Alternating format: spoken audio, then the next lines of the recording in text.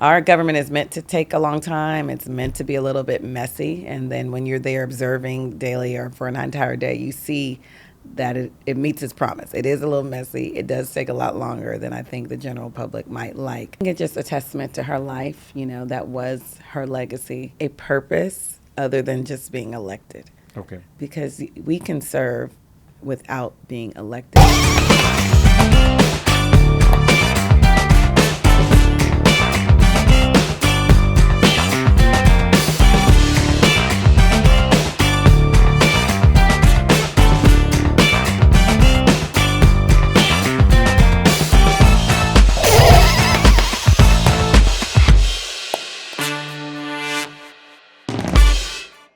Hello and good afternoon, everyone. This is me, Uzair, and you are watching the all-new episode of the Sapiens Experience podcast.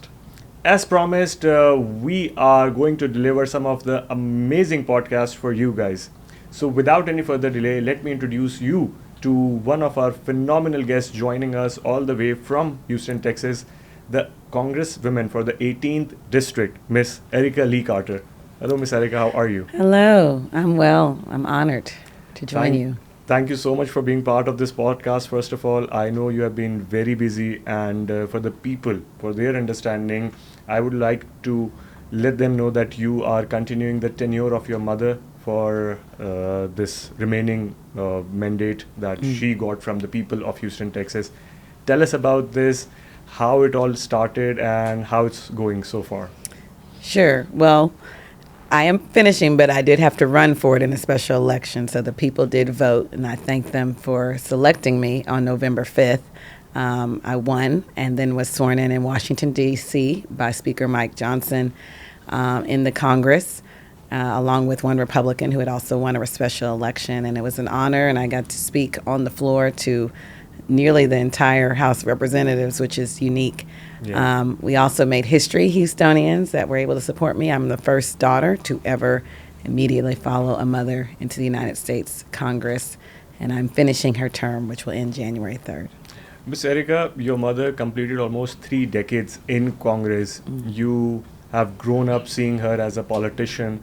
So tell us your experience looking up to your mother, and all these years have passed. What are the changes that you have seen in the American government, or the things that have passed so far? Yeah, and I'll say my mother's name a few times in case you tune in late, but my mother, the Honorable Sheila Jackson Lee, served nearly 30 years, but prior to that, she was running for office since I was 3 years old, ran for judge, and then won city council when I was a child. The first thing, there's more diversity. There's more women. She was the first at-large woman on city council when she won. Now more than half the city council in Houston is women, but it was far from when she got on city council. When she entered the Congress, if you can believe it, and that was 1995, they didn't even have a special women's bathroom. The women's room was way away from the voting, which is called the floor. And so the women organized and worked together, and they were able to gather a spot and open a special room for women because they thought it was unfair. They had to walk so much further than to come back to their voting business and activity. So she broke a lot of barriers that all women today are benefiting from, and people from diverse backgrounds. We now have some of the first Muslims that have been members of Congress and other religious faiths. We have someone that wears a head covering. They had to get special permission. That wasn't allowed on the floor of the United States Congress. So we've expanded our diversity, and I think that's a good thing. The things that you have mentioned sounds astonishing as well for the viewers too. Is there any other thing that you would like to mention about you visiting as a teenager to Congress floors with your mother and meeting different congressmen and politicians? What was your initial response to those things when you first visited the official buildings?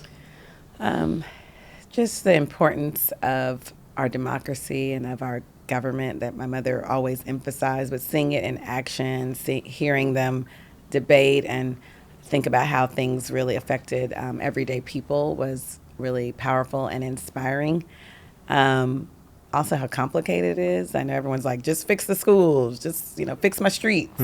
But our government is meant to take a long time. It's meant to be a little bit messy. And then when you're there observing daily or for an entire day, you see that it meets its promise. It is a little messy. It does take a lot longer than I think the general public might like. But that's why we say in our Constitution to make a more perfect union. We're always working and refining. It was an honor to meet some of the legends of the United States government back then, which would be John Conyers, of course, Congressman John Lewis, who was very close to my mother, and just to be in their presence, on the background. I have those memories.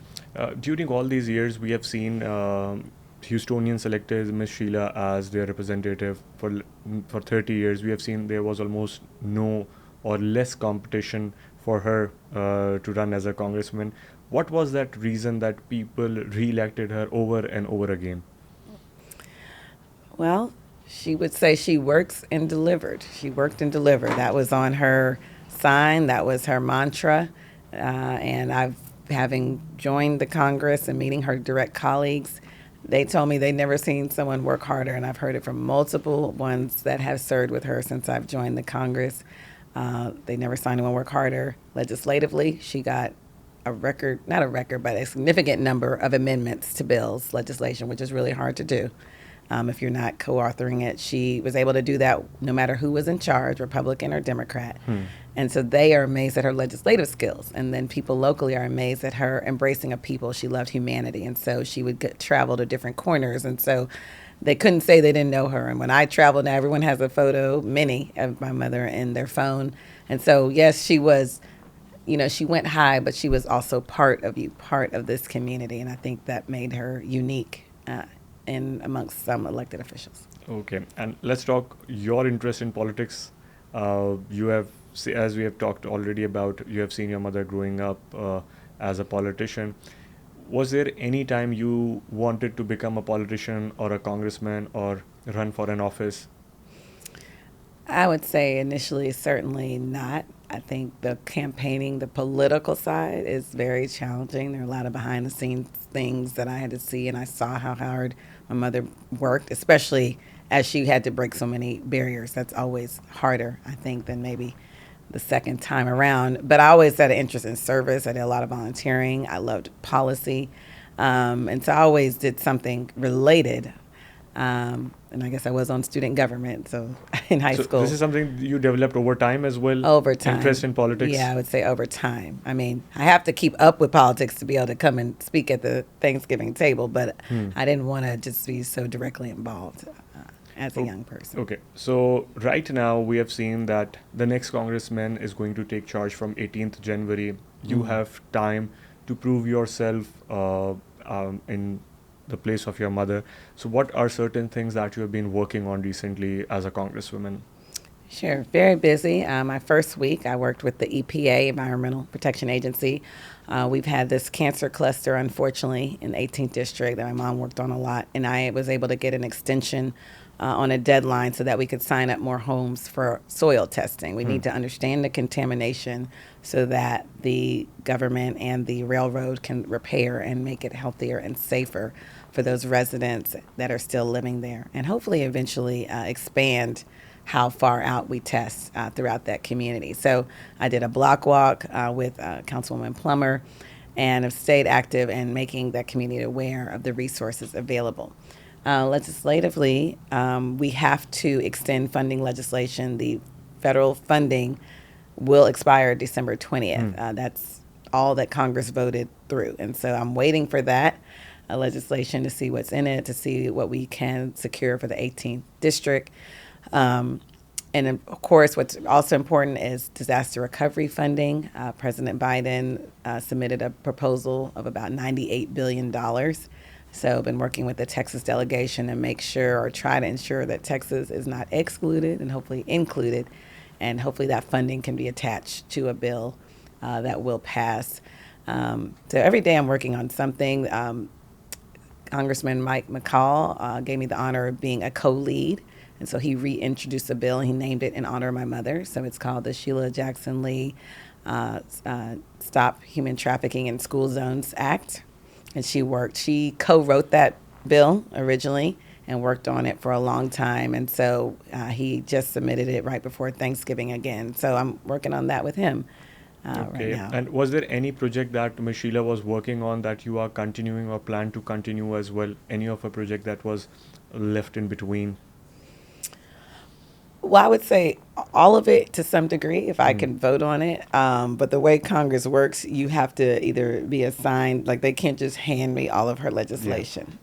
So I'm checking on all of it. I'm checking with members with a little more seniority because while it'd be nice if I'm doing it, I want someone who can really have the seniority to move it Hmm. and follow the proper channels and the proper committee. So I have been having those meetings with various members to see how they're going to work on it. And again, I am co-leading the human trafficking bill with Congressman McCall. Okay. And initially, when you took charge, was there any difficulties that you faced taking charge as the congresswoman, or everything was smooth because people knew you for a longer time now? So, was there any problem that you faced taking over the charge? I would say the only problem is there's just too much to do Yeah. and just trying to balance and catch up. But the members in the House have been very welcoming. The staff explaining any procedures that I don't know. I'm a quick learner. Yeah. Some of it I've seen from behind. I've, of course, been on the House floor, gotten lost a couple of times, but if I just ask someone, they direct me towards this room or that room. So that part has been wonderful. I was able to hire staff relatively quickly, but we have so many needs: our veterans, our elders, those seeking Medicaid or Medicare for health care that they're working on, and just pushing to get as much done because, as your viewers may know, we're going to have a change in administration, which may change some of the things we've been able to do in the 18th. We have seen one of the difficult moments for a daughter to witness. We have seen the ceremony for Miss Sheila Jackson, in which all the heads of the country contributed, participated. Tell us, how was that feeling in particular, that she was being honored at such a high level, and the presidents, the former presidents, in fact, were there for your support. Tell us about that. I think it's just a testament to her life. You know, that was her legacy. That they all wanted to come. That knowing we asked, and some asked us if they could come, honestly, because they loved her so. They had worked with her. They had strong memories of her leadership and service. I remember there were, a lot of people in D.C. and they said, do you want to have it there or some strong ceremony there? And I said, in due time. But her heart was with Houston, and my family and I felt strongly that we wanted to reflect Houston, to give Houston the opportunity to remember her and see these leaders come here. Which she always tried to bring leaders here from every administration. Yeah. And she always would bring different community leaders around the national leaders that came here. And so I felt that reflected what she would want. Well, further commenting on your point, we have seen her bringing the national leaders, as you have mentioned, but her traveling to different countries as well to support those people. I still remember she went to Pakistan during the flood times, where she helped passing of the huge budgets as well. So if we talk in general, what are 3 to 4 best initiatives that she took, according to you? Because there were many initiatives, but if you can list down top 3 or top 4 according to you, that Yeah. you really look It up to. certainly is according to me, because I'm sure my mother would say that's not what I think. There's so many more that I could even know.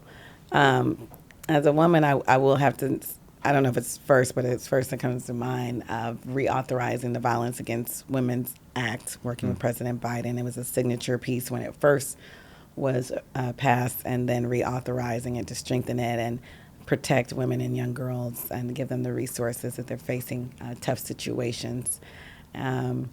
She did a lot for children. She was a co-founder of the Congressional Children's Caucus, but it's hard right now off the top of my head to think of a particular legislation. Of course, I'll have to say, as co-founder of the Pakistan Caucus in the United States Congress, that was important. And all her efforts to strengthen the relationship between the United States and Pakistan, and then also give strength and confidence to the community here, because they were, especially over time, we had 9/11 during her time, and there was a lot of backlash about people from really foreign countries or countries they thought might be close to any of that. And so she stood up with Pakistan and Bangladesh and other communities as well and said, they're here, they're doing a great job. We have to partner. We can't demonize anybody. And so I think that's an important part of her legacy that's not necessarily legislation, but just what she communicated to everyone of how we should be unified. And the last thing I'll say is the Juneteenth Independence Day national holiday, first national holiday since the Dr. King holiday, first national holiday in 37 years. They got approved and signed and has been adopted fairly quickly nationwide. And I think that is something I look forward to working on. Well, you are in public service right now and talking about December, the holidays are approaching again.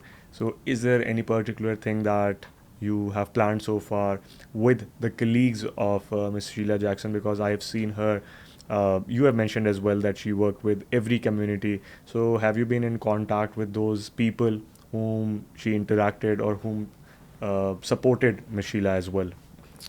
Yeah, to the best that I can, I have. I'm visiting schools in different corners of the district. I'm meeting with people. Of course, I attend when I can, when I'm invited. They have us busy working every week in Washington, the first 3 weeks of December. We have a lot of important legislation that still needs to be voted on.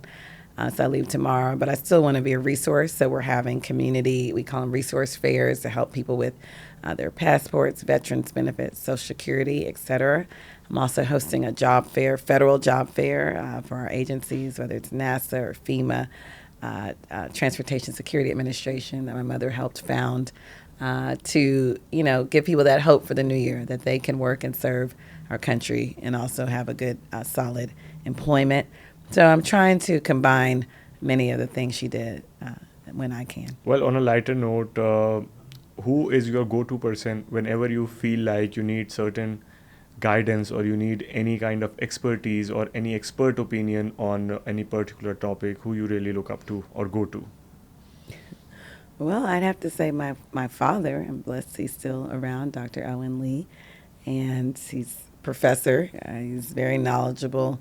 He obviously seen my mother's career, the Honorable Sheila Jackson Lee, for the entire time, and he was an adult, so he probably remembers it different than I do, so that's good. He can tell me those stories and it keeps up with a lot of things, so he's one of my go-tos.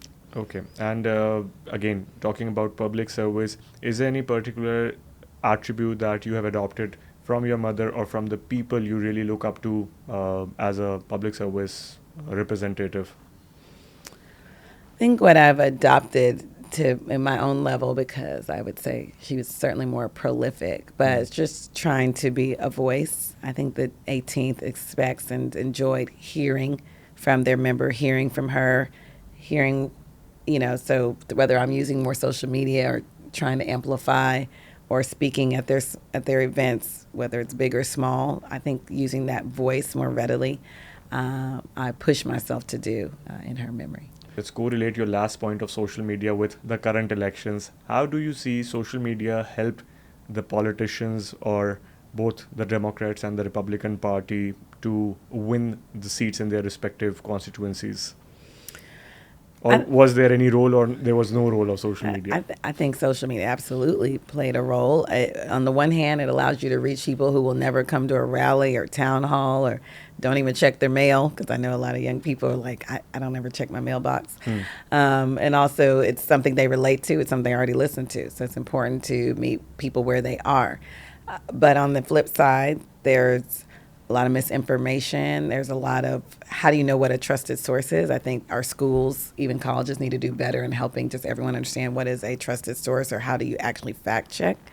And also, I think the biggest thing is like some policies, or a lot of policies, are just too complicated for a short soundbite. But a lot of social media is just designed for that, cap, 300, 160 characters, 240, 30 seconds. And so you're only getting a blip.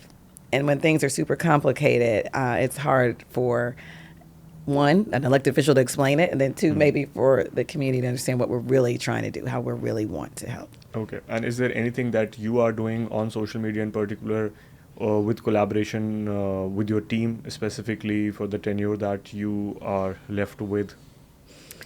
I'm just trying to do my best to put my work from DC onto social media as much as possible. I mean, yes, my work from Houston, but I want everyone to know I'm working in DC. I also joined Blue Sky, which I've been very excited. A lot of my younger members in Congress, AOC, Elon, Caesar, Congressman Caesar, he's from, anyways, he's the head of the Progressive Caucus. We have joined Blue Sky, so we're trying to advance into even the new platforms. Okay, moving towards the end of our conversation, the second last question would definitely be, we have seen that many young individuals are now getting into politics as well. Is there any particular thing you want them to know before joining into the politics? I think what I want them to know is have a purpose other than just being elected. Okay. Because we can serve without being elected, and a lot of times I feel like people feel they need the title to serve. It's helpful. There's certain things you can't do, right? You can't vote on legislation, but you can actually submit legislation to people that vote and write legislation. And so I just want them to have the mindset that I'm going to serve no matter what, and through my service, people will want me to serve more, and that might be being elected. And then also, it helps if you have a strong core, because when you're elected, everyone's going to come at you and try to craft you and how they are.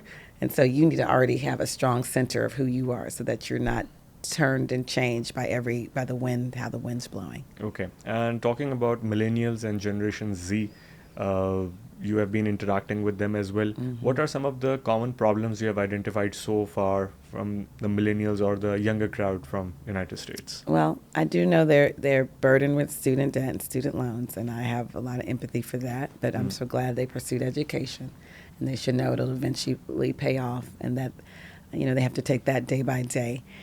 I know that the pandemic had a lot of effect on their not only mental health but just how they see society. They were forced, to just immerse online, and I'm just encouraging them to come back out around people, to try to be around people you don't know in person, IRL, in real life, because there's nothing like it. Yeah, you get a little anxiety, you get a little nerves, but once you talk to them, you may meet your new best friend. And so online is good, but sometimes in person is a lot better. So I've had a lot of colleagues and interns from those demographics, and they get a lot out of the in-person once they really try.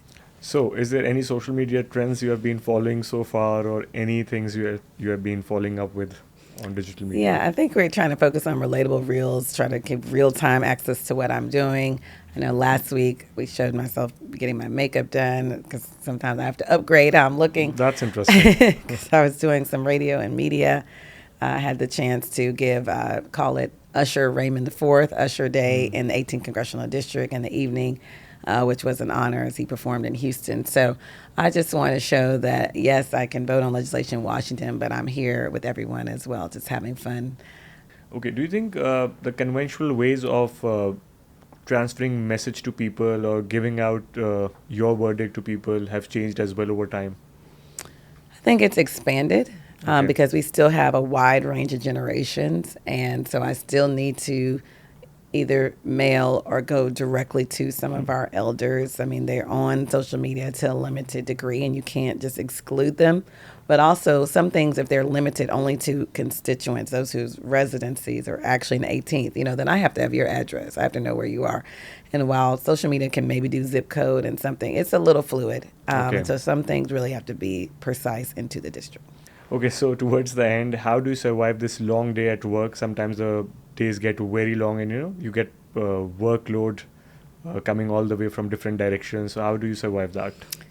Hydration, water, smoothies, because sometimes I do not have a lot of time to chew, but I can always get some hydration. I can tell you I'm around a lot of good food sometimes, and I don't get a chance to eat it because everyone wants to talk to me. Yeah. Or I'm talking to others, trying to get my point across or ask about legislation. And so I just focus on the hydration. Okay, and before your tenure ends, what are one or two things that you want people to remember you for? I want them to remember me for picking up the mantle, not where my mother left off, because she left off at such a high level. But I carried it as far as I could. I focused on the people. I focused on direct service. I continued her Thanksgiving tradition. I'm continuing her holiday toys tradition this December. and that I represented the heart of the 18th Congressional District where I live and what I love. Thank you so much, Miss Erica. It was a pleasure having you on this podcast, and that was a real insight from you. Thank you. This has been an honor to be on the Sapiens Experience. Thank you once again. And with that, if we have missed any of your favorite questions, if you're watching this on YouTube, you can definitely send us your questions, and we will try to get hold of Miss Lee again to answer those questions. And I'll see you in another exciting podcast. Till then, take care.